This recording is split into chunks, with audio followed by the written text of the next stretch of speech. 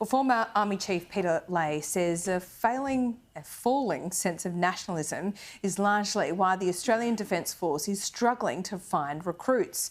Kaiser Shields explains.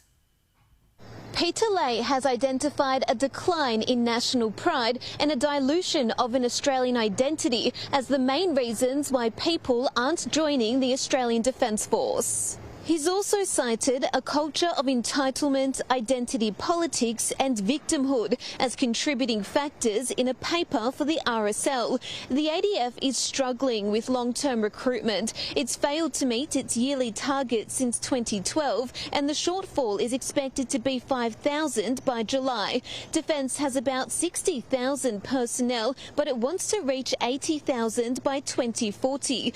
The federal government is trying to attract and retain defence workers. It launched a recruitment campaign last year which advertises life in the ADF as a career with impact.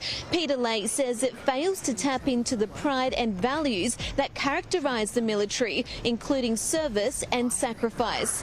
The Albanese government has committed $600 million to boosting the defence workforce. That includes a $40,000 continuation bonus for eligible personnel who sign on for another 3 years in uniform, which comes into effect in July. Joining me now is the former Australian Army Chief Peter Leahy, the man himself. Peter, welcome back to AIM Agenda. It's great to see you and such an instructive piece this morning. Just take us through it. Where do these concerns come from and have you long held them? Good morning, Laura. It's good to be back on Sky News and good to talk to you as well. I think there's a couple of problems here. And the first one is that we've got unknown strategic circumstances, which we're told is dire. We've got capabilities being acquired, but many of us think a bit slowly to meet the likely, clear and present threat.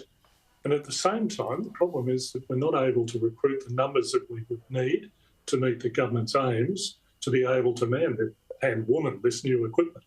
So I think we've got to think very carefully about, first, the recruiting, and I'll give the government some credit. I think the mechanics of recruiting, they've identified some of the problems and they're working on them. I think there's a couple of things they could do in terms of bringing back the ready reserve and also looking at some form of GI Bill. So the mechanics are about there, but the problem is the sentiment doesn't seem to be there in people who would want to join up. And that's where I'm seeing a lack of national pride, a lack of national identity, but also a sense that people don't want to serve, they don't want to be involved in the sorts of things that the Defence Force has to do. So to me, that's the government's got to do some work there to change attitudes and sentiment in the broader population. When I was growing up, we used to see these ADF ads. It was about having an exciting life and being patriotic and being part of a team. And we just don't seem to have that advertising and recruitment drive that we did in the past. There's also something, when you talk about diversity, equity, inclusion and quotas required, I mean, we just need everyone that wants to fight for their country to join the Defence Force, don't we? Or are these quotas getting in the way? Well, I think we need some quotas, but the essence has to be... Quotas for what, Peter? Well, the essence has to be, Laura, that if you're going to do the job, you have to be able to do the job. I think an Army, Navy and an Air Force has to be broadly representative of the community that it serves. So if you're down on some areas, but don't ask people to do things that they're not qualified to do. Yeah. And I think Defence is roughly in that spot now. But I think the real thing we have to be careful about here is that where is that sentiment for Australia? I've written that I think there are too many identities and I think there are too many flags.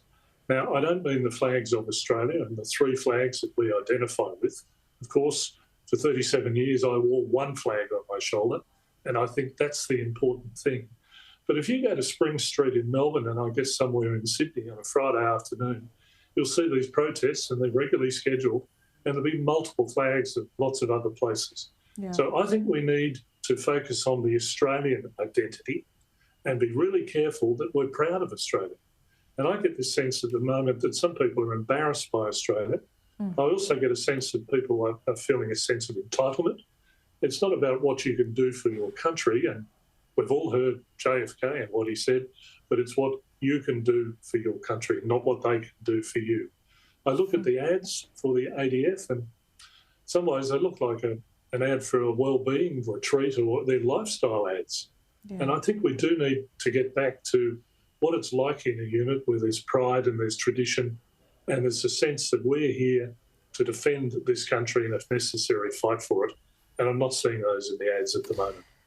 Peter, do you think part of it really is maybe the more recent history and treatment of veterans? I've spoken to a number of veterans on this program after we had the Royal Commission into veteran suicide at a time where, I think people can see that these veterans have been treated poorly or they've been misunderstood in many ways. Surely that has harmed the recruitment process. Why would people join the ADF if they're going to be treated so badly on the other side? I guess that's the thinking. I agree with the thinking. Some terrible things have happened, and good on the Royal Commission for having displayed, I think, a lot of courage, a lot of hard work, and they've come up with a good report. The challenge now is for the government to implement that. And I know that there have been negative attitudes about what's happened overseas, some of the illegal behaviour, some of the terrible things that have been alleged. But that's not the full ADF. The full ADF, the full Army, Navy and Air Force, is where people can make a difference, where people can contribute, and where there have been problems, they have to be rooted out. We have to be able to say that there is no place for unacceptable behaviour that would drive people to suicide. I think that the ADF that I know, the one that I left 15 years ago, is a good place to be. But it's also a place that knows it has to live to the highest standards of the ethos of the service, but also to the standards of Australia. And I'd like to think that people would say, hey, I know that they've done their job, they're rooting that stuff out at the moment, and it's a good place to join. Well, Peter, it's so great to hear from you this morning. It reminds me, we've got to get you back on more often. Welcome back to AM Agenda, and it's great to get your insights as always. I look forward to it. Thanks, Laura.